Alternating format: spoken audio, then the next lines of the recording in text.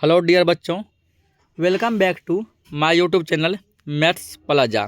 तो बच्चों, आज मैं इस वीडियो में बिहार बोर्ड क्लास 9th इतिहास का चैप्टर फर्स्ट, जिसका नाम है भौगोलिक खोजें। तो आज मैं इस चैप्टर के संपूर्ण पाठ का प्रश्न उत्तर यानी कि क्वेश्चन आंसर कराने वाला हूँ। तो पहले यहाँ दिया गया वस्तुनिष्ठ प्रश्न यानी कि ऑब्जेक्टिव क्वेश्चन, ठीक ना। आइए पहले हम लोग ऑब्जेक्टिव क्वेश्चन कर लेते हैं कि कौन कौन सा ऑब्जेक्टिव क्वेश्चन दिया गया है और उसका आंसर क्या होगा। तो पहला क्वेश्चन है कि वास्को डिगामा कहाँ का यात्री था? स्पेन, पुर्तगाल, इंग्लैंड, अमेरिका। बताइए। तो वास्को डिगामा कहाँ का यात्री था? तो पुर्तगाल का, ऑप्शन ख, ठीक ना, पुर्तगाल। अगला दिया है, यूरोप वासियों ने दिशा सूचक यंत्र का प्रयोग किनसे सीखा था? भारत से, रोम से, अरबों से, चीन से। तो जब आप लोगों को हम थ्योरी पढ़ाए थे तो वहाँ बताए थे कि यूरोप वासियों ने दिशा सूचक यंत्र का प्रयोग अरबों से सीखा था। किनसे सीखा था? अरबों से, ऑप्शन गो। आगे है, उत्तमाशा अंतरीप की खोज किसने की थी? Columbus, Vasco da Gama, Magellan, Diaz Bartolomeu. बताइए, उत्तमाशा अंतरीप की खोज किसने की थी? तो उत्तमाशा अंतरीप की खोज डियाज बार्थोलोमियो ने की थी। किसने की थी? डियाज बार्थोलोमियो ने, ऑप्शन घ। अगला क्वेश्चन है, अमेरिका की खोज किस वर्ष की गई थी? 1453, 1492, 1498, 1519। अमेरिका की खोज कब की गई थी? तो अमेरिका की खोज 1492 ईस्वी में की गई थी, ऑप्शन ख। आगे, कुस्तुनतुनिया का पतन कब हुआ था? तो कुस्तुनतुनिया का पतन कब हुआ था? तो कुस्तुनतुनिया का पतन हुआ था 1453 ईस्वी में, ऑप्शन ख। अगला है, विश्व का चक्कर किस यात्री ने सबसे पहले लगाया था? Magellan, captain cook, Vasco da Gama, Marco Polo. बताइए, किस यात्री ने पूरी दुनिया का चक्कर सबसे पहले लगाया था? तो वो थे मैगेलन। कौन थे? मैगेलन, ऑप्शन क। अब दिया लघु उत्तरीय प्रश्न। क्या है? लघु उत्तरीय प्रश्न, जो कि आपके एग्जाम में 2 नंबर का पूछा जाता है, ठीक ना। लघु उत्तरीय प्रश्न आपके एग्जाम में कितने मार्क्स का पूछा जाता है? तो आपके एग्जाम में ये प्रश्न 2 नंबर का पूछा जाता है, ठीक। 2 नंबर के लिए आपके एग्जाम में ये प्रश्न पूछा जाता है। तो पहला क्वेश्चन है कि यूरोप में मध्यकाल को अंधकार का युग क्यों कहते हैं? यूरोप में मध्यकाल को अंधकार का युग क्यों कहा जाता है? तो यूरोप में मध्यकाल मुख्यतः सामंती प्रवृत्तियों का काल था, ठीक ना। यूरोप का मध्यकाल किस प्रवृत्ति का काल था? तो सामंती प्रवृत्ति का काल था। इस काल में ना तो व्यापार वाणिज्य का विकास था, ना ही धर्म का स्वरूप उदार एवं मानवीय था, ठीक ना। यह ऐसा काल था जहाँ की व्यापार भी उतना ज़्यादा विकसित नहीं था, धर्म का प्रचार प्रसार भी उतना ज़्यादा विकसित नहीं था। पृथ्वी के बारे में ज्ञान अत्यल्प एवं अंधविश्वास से परिपूर्ण था। मतलब ज्ञान बहुत ही कम था। ज्ञान क्या था? कम था, लेकिन अंधविश्वास पूरा था, ठीक ना। मतलब गलत सलत ज्ञान को हम लोग क्या करते थे? सही मानते थे। समुद्री ज्ञान भी सीमित था, यानी समुद्र का ज्ञान भी बहुत क्या था? सीमित मात्रा में था। मध्ययुगीन लोगों को यह विश्वास था कि पृथ्वी चपटी है तथा समुद्र में अधिकतम दूरी पर जाने पर पृथ्वी के किनारों से गिरकर अनंत में विलीन होने का भय था। मध्ययुगीन लोग यह मानते थे कि पृथ्वी जो है ये गोल नहीं है, बल्कि चपटी है और पृथ्वी समुद्र पे है, ठीक ना। और यदि हम लोग पृथ्वी के कोने पे जाएंगे, छोर पे जाएंगे, तो हम लोग समुद्र में गिरकर विलीन हो जाएंगे और हमारा हो जाएगा जय हिंद जय भारत, ठीक ना। ऐसा इन लोगों का मानना था। आइए क्वेश्चन नंबर 2 देखते हैं। दूसरा क्वेश्चन है, भौगोलिक खोजों में वैज्ञानिक उपकरणों का क्या योगदान रहा? पूरे दुनिया का जो खोज किया गया, भ्रमण किया गया, इसमें वैज्ञानिक उपकरण का क्या प्रभाव रहा, ये पूछ रहा है। तो इसका आंसर होगा, भौगोलिक खोजों में वैज्ञानिक उपकरणों का बहुत महत्वपूर्ण योगदान था, ठीक ना। वैज्ञानिक उपकरण का योगदान बहुत ही क्या था? महत्वपूर्ण था। पहले किसी प्रकार के दिशा सूचक यंत्र का ज्ञान ना होने के कारण समुद्र में दिशा भटक जाने का भय रहता था, ठीक ना। हम लोग समुद्र में क्या करते थे? रास्ता भटक जाते थे, जाने का हो कहीं और चले जाते थे कहीं। इसीलिए यूरोप वासियों ने कंपास का ज्ञान अरबों से सीखा। यूरोप के लोग अरब देश के लोगों से कंपास का यानी कि दिशा सूचक यंत्र का ज्ञान सीखे। इटली, स्पेन एवं पुर्तगाल के समुद्र तटीय इलाकों में नाव निर्माण कला में परंपरागत पद्धति की जगह खांचा पद्धति का विकास हुआ, जिससे बड़े एवं मजबूत जहाज बनाए जाने लगे। इटली, स्पेन, पुर्तगाल ये सब पहले पुराने तरीके से जहाज को बनाते थे, उसके बाद क्या किए लोग, खांचा पद्धति का उपयोग किए और बड़े बड़े मजबूत जहाज बनाए जाने लगे। दूरबीन के आविष्कार हो जाने से समुद्रिक अभियानों में बड़ी सहायता मिलने लगी, ठीक ना। तो दूरबीन का आविष्कार किसने किया था? गैलीलियो ने। किसने किया था? गैलीलियो ने। और इससे समुद्र के अंदर झांकने में हमको हेल्प मिलने लगा। इन सभी छोटे बड़े आविष्कारों ने भौगोलिक खोजों को बड़ा आसान बना दिया। और भौगोलिक खोज क्या बन गया? आसान बन गया। अगला क्वेश्चन दिया गया है, भौगोलिक खोजों ने व्यापार वाणिज्य को किस प्रकार प्रभावित किया, ठीक ना। भौगोलिक खोजों से व्यापार वाणिज्य किस प्रकार प्रभावित हुआ? तो आंसर है, नए देशों की खोज एवं नए व्यापारिक संपर्कों ने यूरोपीय व्यापार वाणिज्य में क्रांतिकारी परिवर्तन लाए। जब नए नए देश का खोज किया गया, वहाँ हम लोग अपना व्यापार का क्या किए, तो प्रस्ताव रखे, उससे व्यापार करने लगे, जिसके कारण क्रांतिकारी परिवर्तन आए। यूरोपीय व्यापार चरमोत्कर्ष पर पहुंच गया तथा उपनिवेशों के आर्थिक शोषण से यूरोपीय देश समृद्ध होने लगा। यूरोपीय देश क्या करने लगे? सभी देशों को अपने अंदर जो है ना कब्जा में करने लगे और ये लोग समृद्ध होने लगे। अतः मुद्रा व्यवस्था का विकास हुआ। पहले क्या था? तो पहले जो ना मुद्रा व्यवस्था का विकास नहीं था, यानी कि रुपया पैसा पहले नहीं था। पहले वस्तु विनिमय प्रणाली था, यानी वस्तु दीजिए बदले में वस्तु लीजिए, एक सामान दीजिए दूसरा सामान लीजिए। फिर मुद्रा का आविष्कार हुआ है, ठीक ना।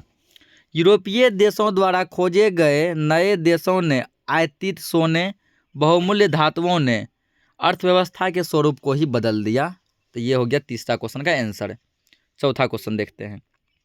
चौथा क्वेश्चन है कि भौगोलिक खोजों ने किस प्रकार भ्रांतियां तोड़ी, ठीक ना। किस प्रकार भ्रांतियां तोड़ी या फिर किस प्रकार भ्रांतियों को तोड़ा? क्या भौगोलिक खोजों ने भौगोलिक ज्ञान के बारे में व्याप्त भ्रांतियों को तोड़ने का कार्य किया। भौगोलिक यानी पूरे विश्व के ज्ञान के बारे में, दुनिया के ज्ञान के बारे में क्या किया? भ्रांतियों को तोड़ने का काम किया।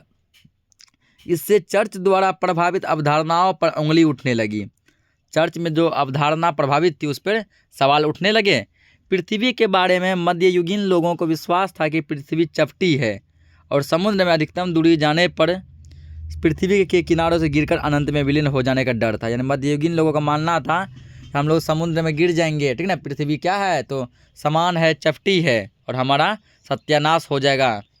जबकि 1519 ईस्वी में मैगेलन ने पूरी दुनिया का चक्कर लगाकर यह साबित कर दिया कि पृथ्वी चपटी नहीं है। जब मैगेलन ने 1519 में दुनिया का चक्कर लगाया तो ये प्रूफ कर दिए कि पृथ्वी चपटी नहीं बल्कि गोल है। अब दिया है, एक वाक्य में निम्नलिखित प्रश्नों के उत्तर दीजिए, ठीक ना। एक वाक्य में निम्नलिखित प्रश्नों के उत्तर दीजिए। पहला क्वेश्चन है, भारत आने में किस यात्री ने वास्को डिगामा की मदद की? तो इसका आंसर होगा, भारत के एक व्यापारी अब्दुल मजीद ने वास्को डिगामा की मदद की। भारत का एक व्यापारी था अब्दुल मजीद, वही क्या किए थे? वास्को डिगामा का मदद किए। दूसरा क्वेश्चन है, न्यू फाउंडलैंड का पता किसने लगाया था? तो न्यू फाउंडलैंड का पता क्रिस्टोफर कोलंबस ने लगाया था। किसने लगाया था? क्रिस्टोफर कोलंबस ने लगाया था। अगला है, यूरोपियनों द्वारा निर्मित तेज चलने वाले जहाज को क्या कहा जाता था? तो यूरोपियनों द्वारा निर्मित तेज चलने वाले जहाज को कैरावल कहा जाता था, ठीक है ना। क्या कहा जाता था? कैरावल। यहाँ कौरावल लिखा गया है, कैरावल होगा, कैरावल कहा जाता था। अगर दक्षिण अफ्रीका का दक्षिणतम बिंदु कौन सा है? तो दक्षिण अफ्रीका का दक्षिणतम बिंदु उत्तमासा अंतरीप है, ठीक ना। यानी उत्तमासा अंतरीप जो है यही दक्षिण अफ्रीका का दक्षिणतम बिंदु है। अगला, 11वीं-12वीं शताब्दी में ईसाई एवं मुसलमानों के बीच युद्ध क्यों हुआ था? तो 11वीं-12वीं शताब्दी में ईसाई और मुसलमानों के बीच युद्ध जेरूसलम पर अधिकार को लेकर हुआ था। जेरूसलम एक जगह है, ठीक ना, उसी पर अधिकार को लेकर ईसाई और मुसलमान आपस में लड़ बैठे थे। अगला क्वेश्चन है 6ठा नंबर, 1453 में कुस्तुनतुनिया पर किसने अधिकार जमाया? तो 1453 में कुस्तुनतुनिया पर तुर्कों के अधिकार जमा लिए, ठीक है। तुर्की ने अधिकार जमा लिया, तुर्की होगा, तुर्कों नहीं। तुर्की क्या किया? अधिकार जमा लिए, या तुर्कों ने अधिकार जमा लिए, ठीक है, तुर्कों। आगे है, पुर्तगाल एवं स्पेन किस महासागर के पास अवस्थित है, ठीक ना। तो इसका आंसर दिया नहीं गया है। तो पुर्तगाल एवं स्पेन किस महासागर के पास अवस्थित है? मैं इसका बता देता हूँ। इसका क्या हो जाएगा? तो इसका हो जाएगा, आंसर आप लोग लिख लीजिएगा कि पुर्तगाल एवं स्पेन अटलांटिक महासागर के पास अवस्थित है, ठीक ना।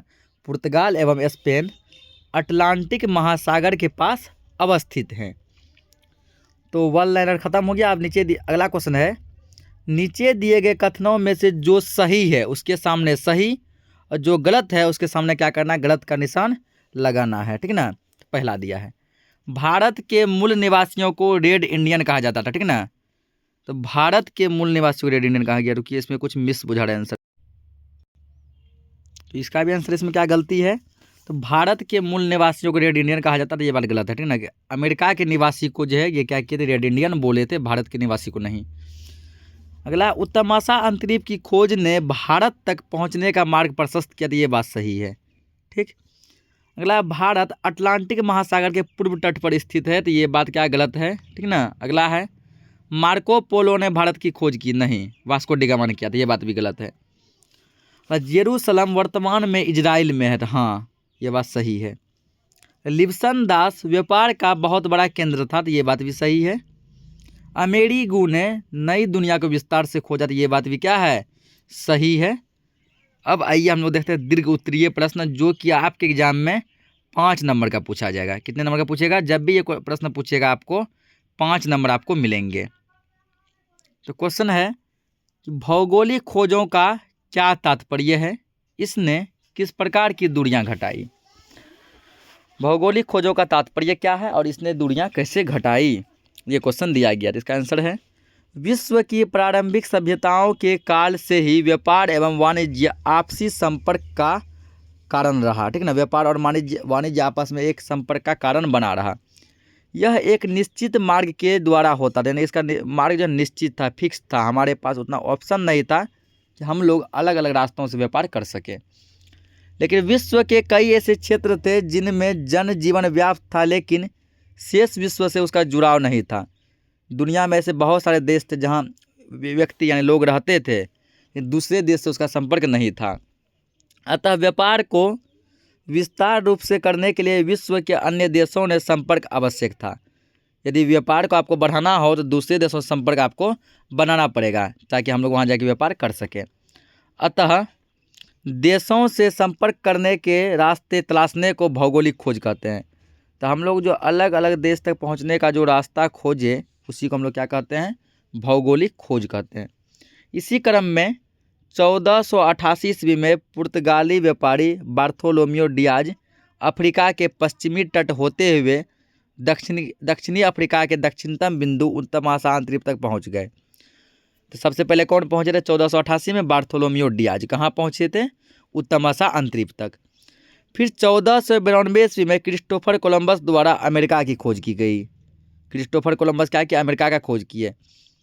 फिर 1498 में साहसी नाविक वास्को डिगामा उत्तमाशा अंतरिक्ष होते हुए भारत के मालाबार तट पर पहुंच गए। भारत के मालाबार तट पर पहुंच गए और 1519 ईस्वी में मैगलन ने पूरी दुनिया का चक्कर जहाज से लगाया तथा इस बात की पुष्टि की कि पूरी दुनिया के सभी समुद्र एक दूसरे से जुड़े, ठीक ना। दुनिया में जितना भी समुद्र है एक दूसरे से जुड़ा है और दुनिया गोल है। इस प्रकार 16वीं शताब्दी के पूर्वार्ध तक लगभग समस्त दुनिया की जानकारी यूरोप को हो चुका था, ठीक है। यूरोप को पूरा दुनिया का जानकारी हो चुका था। अतः भौगोलिक खोजों ने संपूर्ण विश्व की दूरियां घटा दी, ठीक। अगला क्वेश्चन दिया है, भौगोलिक खोजों के कारणों की व्याख्या करें, ठीक ना। भौगोलिक खोजों के कौन कौन से कारण थे, सभी कारणों का हमको क्या करना है, तो विस्तार पूर्वक व्याख्या करना है। तो विश्व की प्रारंभिक सभ्यताओं के काल से ही व्यापार वाणिज्य ही परस्पर संपर्क का कारण रहा, ठीक ना। यही लाइन सेम भी दिया है, पहला भी यही था, ठीक। लेकिन विश्व के कई ऐसे क्षेत्र थे जहां जनजीवन तो व्याप्त था, लेकिन शेष विश्व से इनका जुड़ाव नहीं था, ठीक ना। बहुत से देश थे जहाँ की लोग रहते थे, लेकिन हम लोग उसको जानते नहीं थे, जैसे अमेरिका, अफ्रीका, ऑस्ट्रेलिया, ये सब। 13वीं शताब्दी तक भारत होकर चीन तक की यात्रा विवरणों ने यूरोपियों को दक्षिण पूर्वी एशियाई साम्राज्य का समृद्धि का एहसास करवा दिया। क्या करवा दिया, एहसास करवा दिया, ठीक ना। आगे हम लोग देखते हैं, आगे ये है एहसास करवा दिया। मध्य युग में अरबों और उसके बाद तुर्कों ने विशाल साम्राज्य का निर्माण किया। मध्य युग में अरब और तुर्की मिलकर विशाल साम्राज्य का निर्माण किए।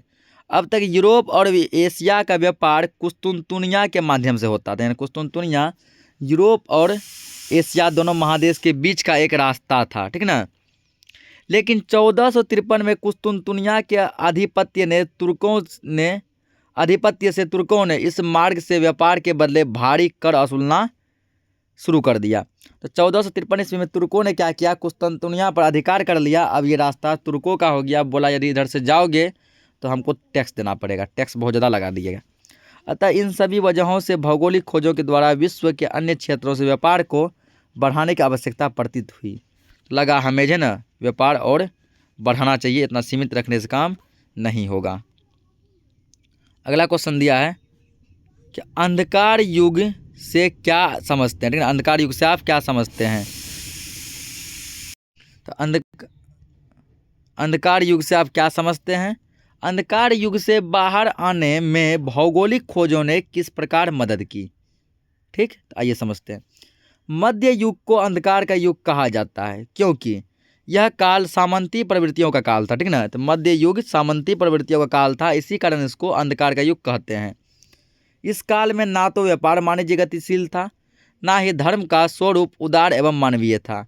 व्यापार भी पूरा ठप था, धर्म का भी प्रचार प्रसार कुछ खास नहीं था।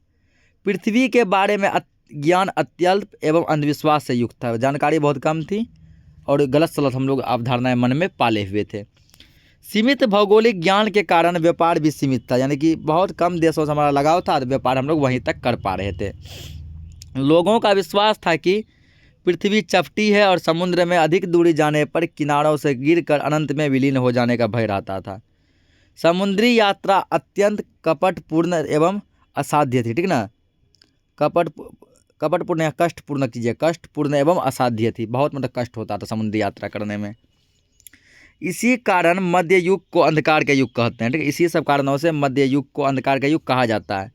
भौगोलिक खोजों के फलस्वरूप यूरोप को विश्व के अन्य देशों के बारे में जानकारी हुई।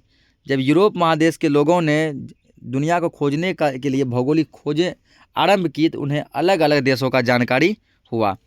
समुद्री यात्राओं के कारण विभिन्न प्रकार के आविष्कार हुए, जैसे कैरावल जहाज बनाया गया, ठीक ना। उसके बाद दूरबीन का आविष्कार हुआ।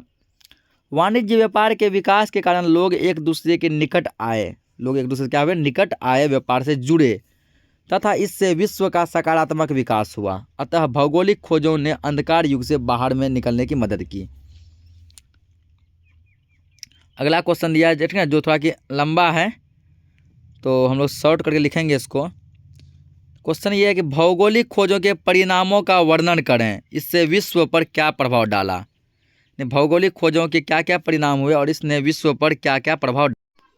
तो क्या है अब भौगोलिक खोजों के परिणाम, ठीक ना। इसके निम्नलिखित परिणाम थे, लिखेंगे भौगोलिक खोजों के निम्नलिखित परिणाम थे। पहला, व्यापार वाणिज्य पर प्रभाव, ठीक ना। ठीक है, नए देशों की खोज एवं नए व्यापारिक संपर्कों ने यूरोपीय व्यापार वाणिज्य को सर्वोत्कर्ष पर पहुंचा दिया, ठीक। खोजों से पूर्व व्यापार मुख्य रूप से भूमध्य सागर तक तथा बाल्टिक सागर तक सीमित था। पहले व्यापार भूमध्य सागर और बाल्टिक सागर तक ही होता था, लेकिन खोजों के बाद इसका स्थान हिंद तथा प्रशांत महासागर ने ले लिया। यहाँ तक इसमें लिखेंगे पहला पॉइंट में, हिंद और प्रशांत महासागर ने क्या किया, ले लिया, ठीक। इतना लिखे। उसके बाद जो दूसरा पॉइंट क्या, औपनिवेशिक साम्राज्यों का विकास। तो भौगोलिक खोजों के उपरांत उपनिवेशों पर आधिपत्य स्थापित करने के लिए तीव्र स्पर्धा होने लगी। सभी क्या किया, अपना पूरा जोर लगा दिए कि हमें को जो है किसी को उपनिवेश पे क्या करना, अधिकार करना है। व्यक्तियों की जगह अब संगठित व्यापारिक कंपनियों ने व्यापार चलाना आरंभ कर दिया। पहले जिस व्यापार को कोई व्यक्ति चलाते थे, अब उसको बड़ी बड़ी कंपनियां चलाने लगी। यहाँ कर दिया, यहाँ तक लिखेंगे इसमें, ठीक ना। तीसरा पॉइंट क्या, वाणिज्य का विकास। व्यापार के वैश्विक विस्तार के फलस्वरूप पूंजीवाद का आरंभ हुआ। इस आर्थिक व्यवस्था में सोने ने यूरोपीय देशों का ध्यान अपनी ओर आकृष्ट किया, ठीक ना। सोना क्या किया, अपनी ओर जो सबको खींचा। अंतर्राष्ट्रीय स्तर पर सोने एवं चांदी की लूट शुरू हुई और इसका भंडारण भी किया जाने लगा। यहाँ तक लिख देंगे, इसको पूरा किया जाने लगा। अगला, ईसाई धर्म एवं पश्चिमी सभ्यता का विस्तार। इसमें लिखना है भौगोलिक खोजों के बाद धर्म युद्ध की असफलता के बाद ईसाई धर्म का प्रचार प्रसार धीमा पड़ गया। पहले ईसाई धर्म का प्रचार प्रसार खूब हुआ करता था, जब भौगोलिक खोजें हुई तो लोग थोड़ा जागरूक हुए और इसका प्रचार प्रसार धीमा हो गया, उसमें ठीक ना, धीमा पड़ गया था, उसमें तेज़ी आ गई, उसमें फिर से क्या आ गया, तेज़ी आ गया। यूरोपीय देशों ने अपने अपने उपनिवेशों में ईसाई धर्म का प्रचार प्रसार करना शुरू कर दिया। यहाँ तक लिखेंगे, शुरू कर दिया। अगला पॉइंट क्या दिया है, अगला पॉइंट है दास व्यापार का विकास। दास व्यापार का विकास, इसमें लिखना है व्यापार वाणिज्य के विकास के फलस्वरूप मानव श्रम की महत्ता ने दास व्यापार को प्रोत्साहित किया। इंसान जो मेहनत करते थे वो क्या किए, दास व्यापार को प्रोत्साहित किए। आरंभ में गुलामों का व्यापार व्यक्तिगत स्तर पर होता था, ठीक ना, व्यक्तिगत स्तर पर गुलामों का व्यापार किया जाता था, किंतु 16वीं शताब्दी के अंत में इसने बाकायदा व्यापार का रूप ले लिया। यहाँ तक लिखेंगे, व्यापार का रूप ले लिया। अगला पॉइंट है भ्रांतियों का अंत एवं भौगोलिक ज्ञान में वृद्धि। भ्रांतियों का अंत एवं भौगोलिक ज्ञान में वृद्धि, इसमें लिखेंगे भौगोलिक खोजों ने भौगोलिक ज्ञान से जुड़े अवधारणाओं पर उंगली उठाने की वजह दी। भौगोलिक ज्ञान से जो अवधारणाएं जुड़ी हुई थी, भौगोलिक खोज के बाद हम उस पर सवाल जवाब करने लगे। बढ़े हुए समुद्री गतिविधियों ने समुद्री यात्राओं में उपयोगी विभिन्न उपकरणों तथा नक्शे, कंपास, नक्षत्र प्रणाली आदि के विकास की वजह से विद्वानों एवं पेशेवर वैज्ञानिकों के वर्ग का उदय हुआ। इसमें पूरा लिखेंगे। अगर ये अन्य परिणाम, तो भौगोलिक खोजों के परिणाम स्वरूप विभिन्न प्रकार की नवीन फसलें का आदान प्रदान हुआ, ठीक ना। हमारे देश में जो फसल उगता था हम लोग वहाँ भिजवाते थे अगले देश में, और वहाँ जो फसल उगता था उसको हम लोग अपने देश में लाते थे, ठीक है। तो फिर यहाँ लिखना आगे, अतः भौगोलिक खोजों के परिणाम स्वरूप विचारों में परिवर्तन आया, लोग अधिक से अधिक चीज़ सोचने लगे, वैज्ञानिक विचारों को मान्यता मिली, नए अन्वेषणों तथा नए मार्गों की खोज से पूंजीवाद, वाणिज्य तथा साम्राज्यवाद का विकास हुआ। तो ये था हमारा लास्ट क्वेश्चन। इसी के साथ जो चैप्टर हो गया जय हिंद जय भारत, ठीक ना। तो मिलते हैं हम लोग नेक्स्ट चैप्टर में, तब तक के लिए बहुत बहुत धन्यवाद।